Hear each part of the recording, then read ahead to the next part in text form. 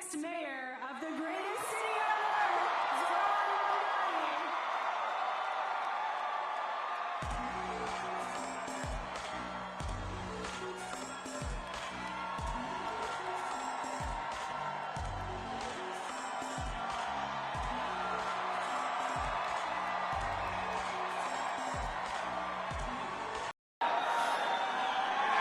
Thank you, my friends.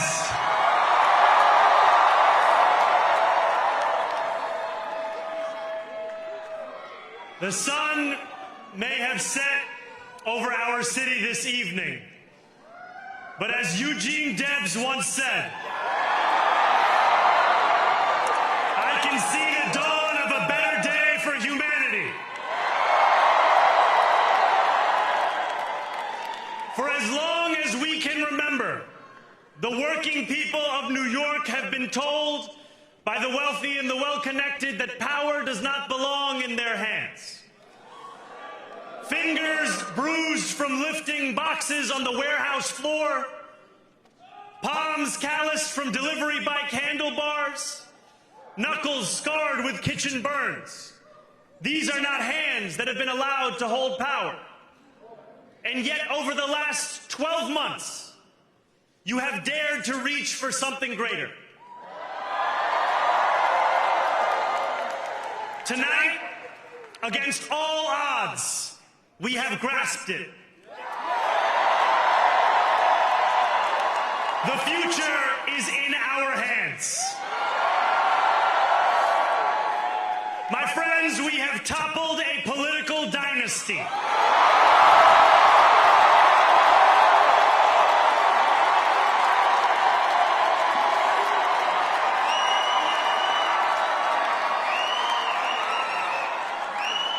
I wish Andrew Cuomo only the best in private life. But let tonight be the final time I utter his name as we turn the page on a politics that abandons the many and answers only to the few.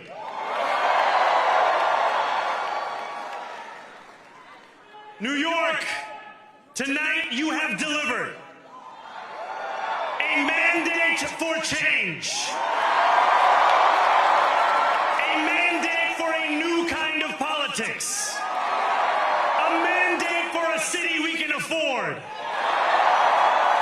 And a mandate for a government that delivers exactly that.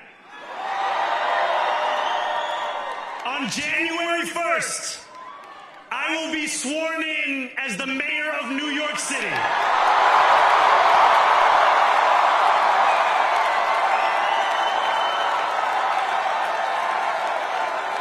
And that is because of you. So before I say anything else, I must say this. Thank you. Thank you to the next generation of New Yorkers who refused to accept that the promise of a better future was a relic of the past. You showed that when politics speaks to you without condescension, we can usher in a new era of leadership. We will fight for you because we are you. Or as we say on Steinway, ana minkum wa ilaykum.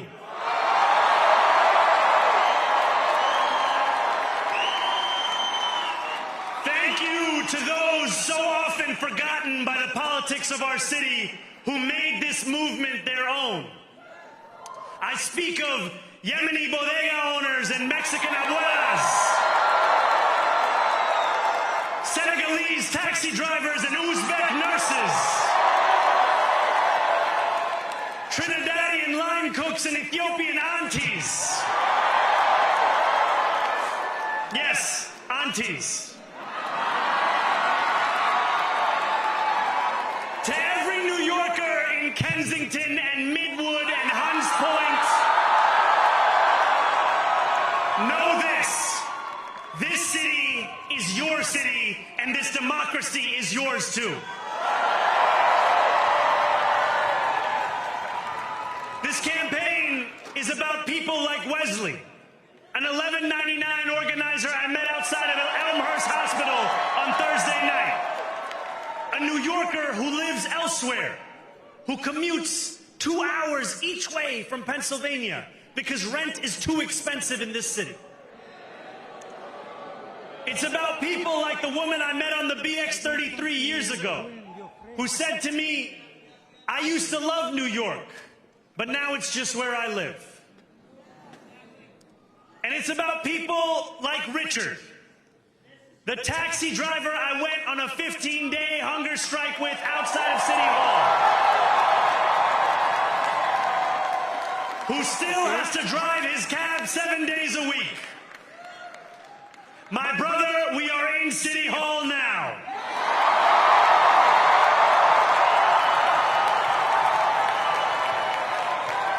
This victory is for all of them. And it's for all of you. The more than 100,000 volunteers who built this campaign into an unstoppable force.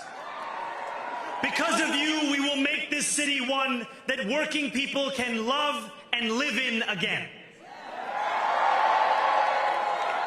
With every door knocked, every petition signature earned, and every hard-earned conversation, you eroded the cynicism that has come to define our politics. Now I know that I have asked for much from you over this last year. Time and again, you have answered my calls. But I have one final request. New York City, breathe this moment in. We have held our breath for longer than we know. We have held it in anticipation of defeat. Held it because the air has been knocked out of our lungs too many times to count. Held it because we cannot afford to exhale.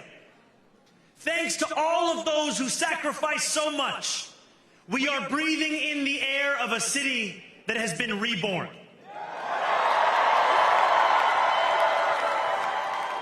To my campaign team, who believed when no one else did,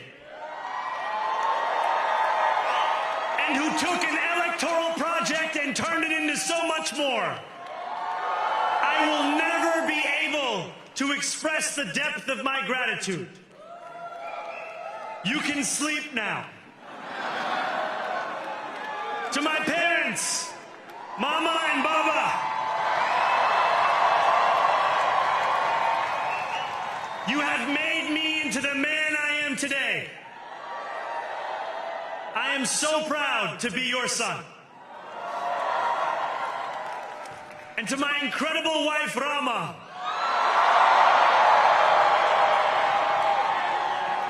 Hayati, there is no one I would rather have by my side in this moment and in every moment. To every New Yorker, whether you voted for me, for one of my opponents, or felt too disappointed by politics to vote at all, thank you for the opportunity to prove myself worthy of your trust. I will wake each morning with a singular purpose: to make this city better for you than it was the day before. There are many who thought this day would never come, who feared that we would be condemned only to a future of less, with every election consigning us simply to more of the same. And there are others who see politics today as too cruel for the flame of hope to still burn. New York, we have answered those fears. Tonight we have spoken in a clear voice. Hope is alive. Hope is a decision that tens of thousands of New Yorkers made day after day. Volunteer shift after volunteer shift, despite attack ad after attack ad. More than 1 million of us stood in our churches, in gymnasiums, in community centers, as we filled in the ledger of democracy. And while we cast our ballots alone, we chose hope together. Hope over tyranny. Hope over big money and small ideas. Hope over despair. We won because New Yorkers allowed themselves to hope that the impossible could be made possible. And we won because we insisted that no longer would politics be something that is done to us. Now it is something that we do.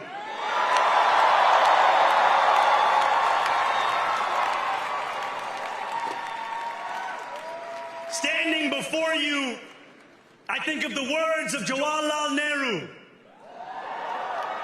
A moment comes but rarely in history when we step out from the old to the new, when an age ends and when the soul of a nation long suppressed finds utterance. Tonight we have stepped out from the old into the new.